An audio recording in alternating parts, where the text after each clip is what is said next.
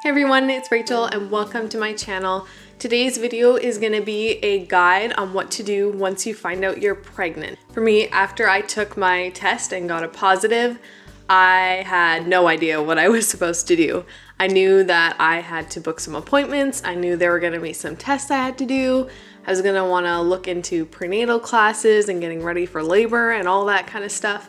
But I had no idea what I had to do first, and I was really overwhelmed by it, trying to figure it all out. So today I'm going to share with you my experience, the steps I took, what I did after I found out I was pregnant. Now I live in Canada, in British Columbia, so some of these things may vary depending on where you live, maybe. I don't really know.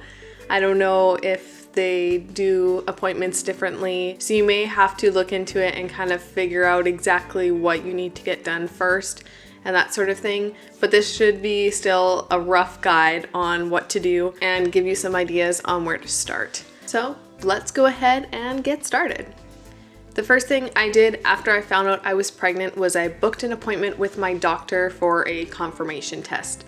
They basically just did another pregnancy test just to confirm that it was positive.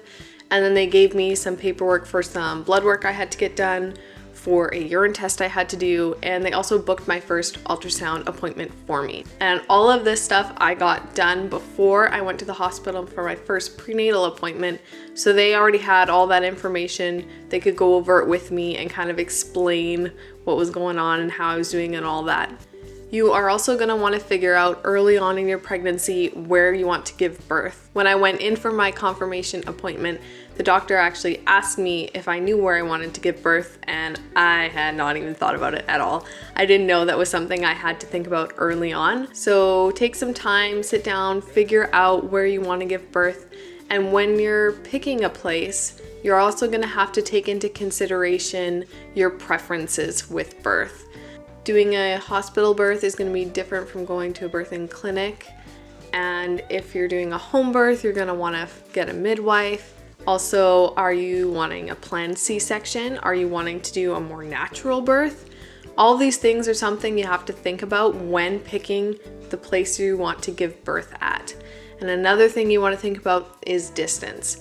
Because if this hospital is really far away, you have to think about whether you want to be taking a long drive while you're in labor.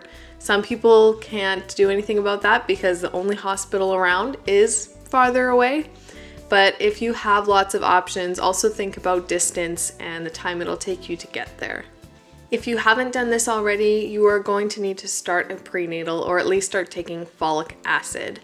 This is something that's important to keep you and the baby healthy. Taking a prenatal will also make sure you're getting enough vitamins and minerals and everything you need to keep the baby healthy.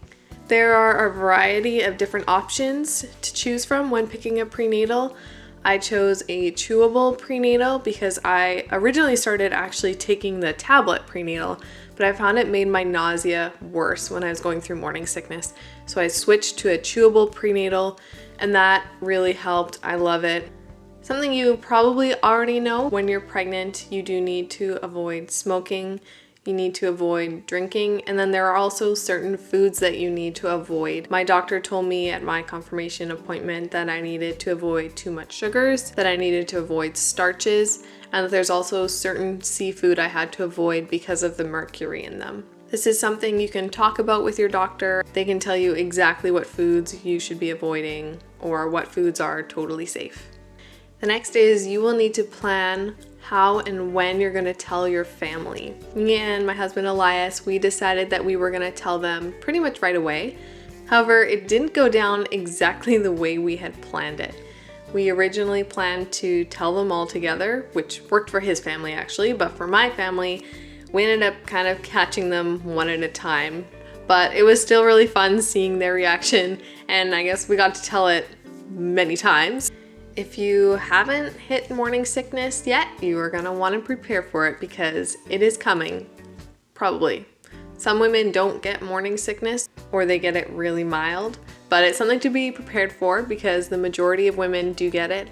I got it at about 8 weeks and it lasted for 3 weeks. I was throwing up pretty regularly and it was not fun.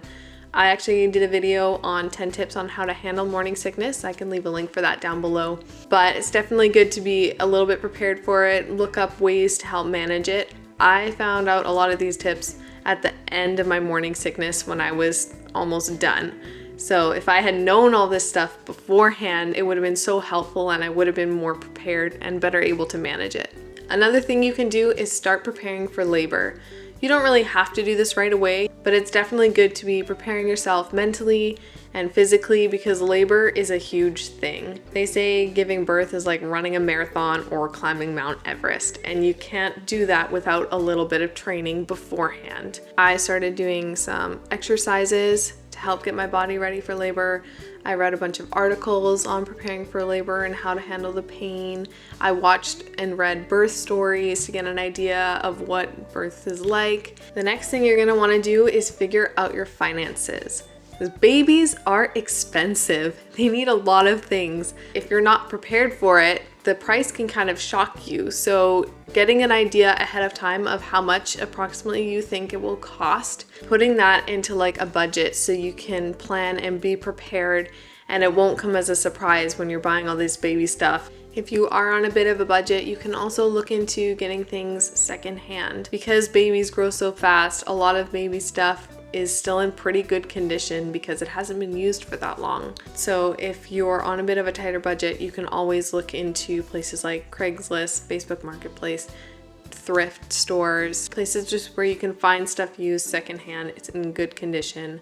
And of course, you are going to want to celebrate becoming pregnant and growing a little human. It's so exciting and so amazing. In 9 months or so, you're gonna be a new mama. Your whole life is gonna change. So do something special with your spouse to celebrate and also just enjoy the time together because before long, it's not gonna be just the two of you anymore. And you're not gonna have as many chances to do that. Thank you so much for watching today's video. I hope you enjoyed it and found it helpful. If you did, be sure to give it a thumbs up.